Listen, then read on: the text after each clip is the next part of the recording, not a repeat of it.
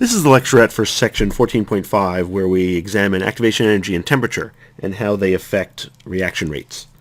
And we'll start out by looking at reaction coordinate diagrams, which is a graphical way we show the energy profile for how reactants turn into products. Then we'll look at the mathematical relationship between activation, temperature, and the rate constant, which is the Arrhenius equation. And we'll use that for relating temperature, activation energy, and the rate constant. And we'll also look at how you can use the Arrhenius equation to graphically determine the activation energy. So we'll start out with reaction coordinate diagrams. And the idea here is it's a graph, a plot, with energy on the y-axis, energy of the system that's reacting.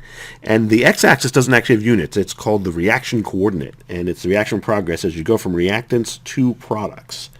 And you might think that that has to do with time, but it really doesn't. It really has to do with the changes that happen to the chemical system. And so for this reaction, we're looking at a reaction where the products are lower in energy than the reactants are.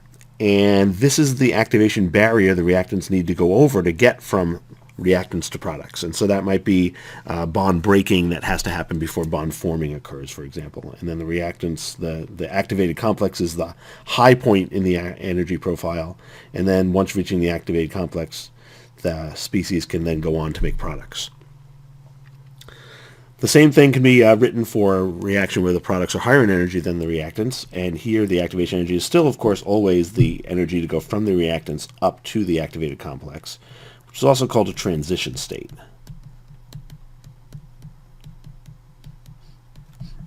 And in that, then, once the species reach that activated complex, they've reached the top of the energy barrier, then they can go energetically downhill over to the products.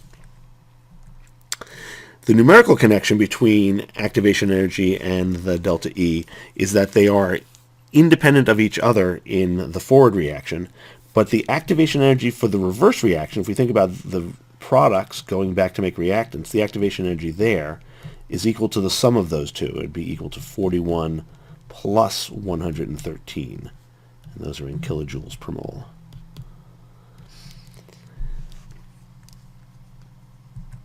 Okay, now let's look at some simulation examples of this, of how the energy profile, and particularly the activation energy and the temperature influence the reaction rate. So we have reactants here, we have products here.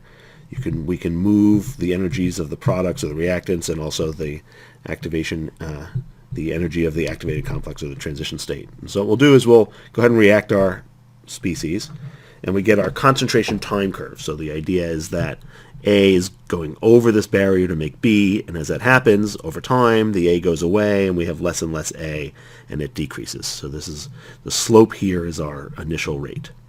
Let's go ahead now and make our activated complex higher in energy. So when we do that, notice our activation energy now is 17.54 kilojoules. So if we make that a little bit higher, we'll make it up to around 20. So we've increased that by maybe 15-20%. By 15%.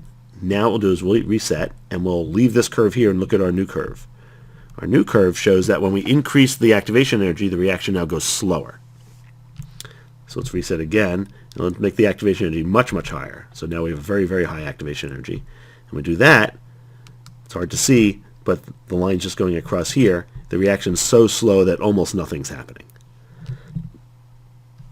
Okay, so let's clear our graph. So what we've seen here is that as the activation energy goes up, the reaction goes more slowly.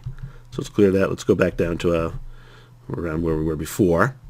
And now let's go ahead and react here. So we're reacting with our activation energy set around 19 kilojoules per mole. That's our curve. And now let's look at the effect of temperature. Let's lower the temperature. We're at 298 now. Let's go down to like 278. Let's see what happens. Now we react at lower temperature, the reaction goes more slowly. And you can see that because the slope of the initial part is slower, and also tells us numerically. Now let's go to a higher temperature. We were at 298. Oh. Let's go up to around 319. So now this was our initial curve at 298. This is our, at colder temperatures it was slower, and now when we react at higher temperatures it's faster. And so what we see is that the reaction goes slower at low temperatures, faster at high temperatures. So our general trend is activation energy decreases, rate increases, and as temperature increases, rate increases. So let's talk about why that happens. First of all, let's talk about temperature. The idea is that, like gases, when we talked about gases or when we talked about liquids, a collection of molecules in a reacting sample has collisions happening, and those collisions have a certain amount of energy associated with them, and there's a distribution of that energy. And so some of the collisions of some of the molecules have very little energy, some have a lot of energy, and this is like a Boltzmann plot where the number of molecules with a given amount of energy or a number of collisions with a given amount of energy. This is our activation energy. So our activation energy is in energy. So we place our activation energy somewhere on our x-axis here. So we're saying arbitrarily our activation energy is there. And so in order for the molecules to react, they have to, if we looked at our reaction coordinate diagram,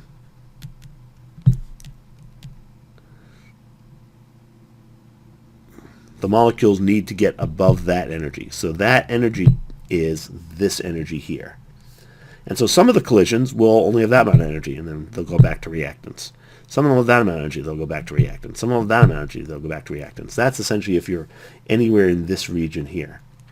If you have more than enough energy, if you can go there, what happens if you have, if you have more than enough energy, you can go up here. It means you can easily get over the barrier. And so what that means is anything to the right of the activation energy can react. So anything to the right of the activation energy can react.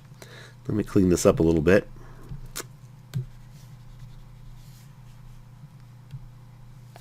Okay, so now what happens is, if we look at low temperature and high temperature, this is our low temperature curve here. The amount of molecules, the fraction of molecules that are above that activation energy is relatively small. At higher temperatures, not surprisingly, more molecules have higher energy, and so the fraction of molecules above the high temperature is much larger.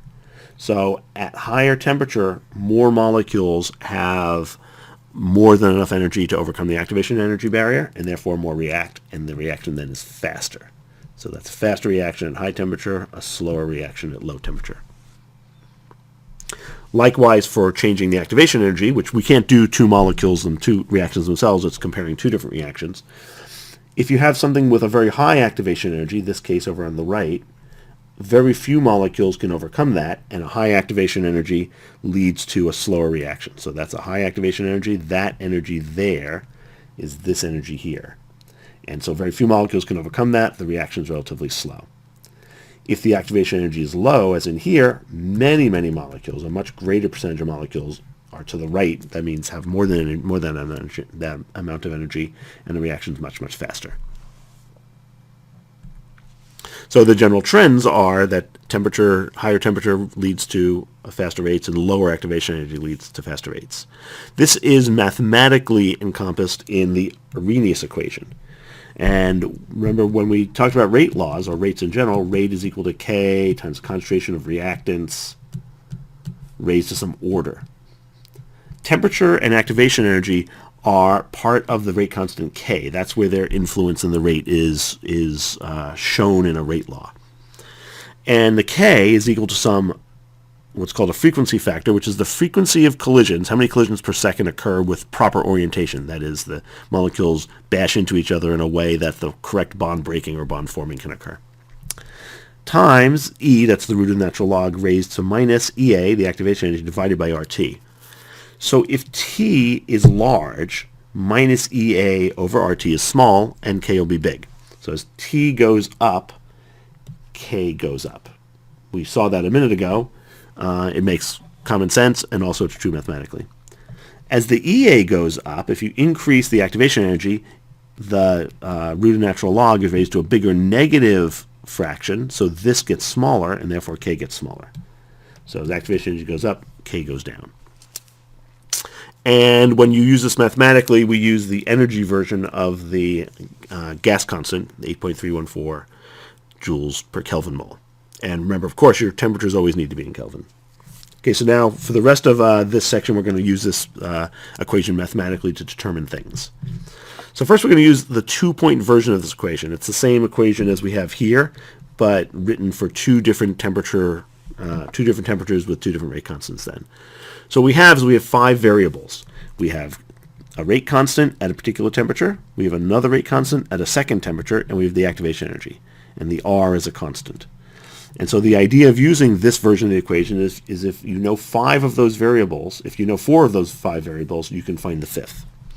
So we'll look at a couple of examples of this. Okay, here's a case where you know the activation energy, you know that, and you know the rate constant is 3.8 times 10 to the minus 4th at 528. So we know K1 and we know T1. It's asking what's the rate constant at 569. So we know T2 and K2 is what we're looking for. And so what we'll do is we'll insert these items into the equation and then solve for K2. So the ln of K2 over K1, which is 3.80 times 10 to the minus 4th seconds to the minus 1, that equals minus EA. I'm going to change that to joules because our R value is 8.314 joules per Kelvin mole. So our joules will cancel. Times 1 over T2, which is 569 for T2. My apologies. 569 Kelvin minus 1 over T1, which is the 528 Kelvin. And if we go ahead and do this, if you calculate the whole part on the right, that comes out to 2.69. Then so that equals the natural log of K2 over 3.8 times 10 to the minus 4th seconds to minus 1. And the way to get rid of the log is to e to the x of both sides. So K2 over 3.80 times 10 to the minus 4th seconds to minus 1 is equal to e to the 2.69. And so on your calculator, that's inverse ln on your calculator. And that comes out to 14.8. So therefore, K2 is equal to 14.8 times our K1, and that comes out to an answer of 5.61 times 10 to the minus 3 seconds to the minus 1. Okay, so to recap, the idea was we knew the activation energy, we knew the rate constant at a particular temperature, and we were finding the rate constant at a second temperature. So we knew 4 of those 5 variables, and we solved for the 5th. Here's another example, slightly different, where we know that the reaction rate, the rate for a reaction, triples when the temperatures increase from 280 degrees Celsius to 300 Celsius. And so what is the activation energy? So here we don't really know K2 or K1, but we know the ratio of K2 to K1, and that is the reaction rate triples. So the ratio of K2 to K1 is 3. That equals minus EA over R times 1 over T2. T2 is going to be 373 Kelvin minus 1 over T1, which will be 353 Kelvin. And from here on, it's just algebra, as they say. And that comes out to 60,150 joules per mole, which is 60.2 kilojoules per mole.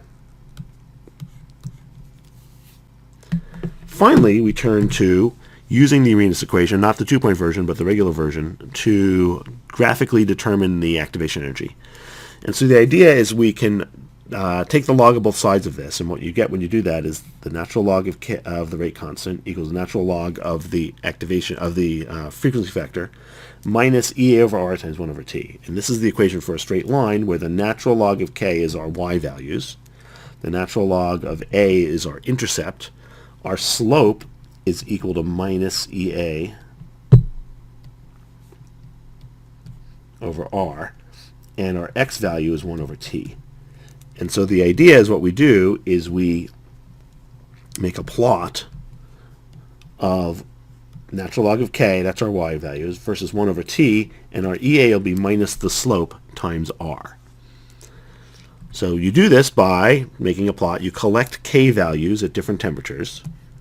You make a plot. Usually one would use Excel, but there are other tools for this. You make a plot of natural log of the K versus 1 over the temperature in Kelvin.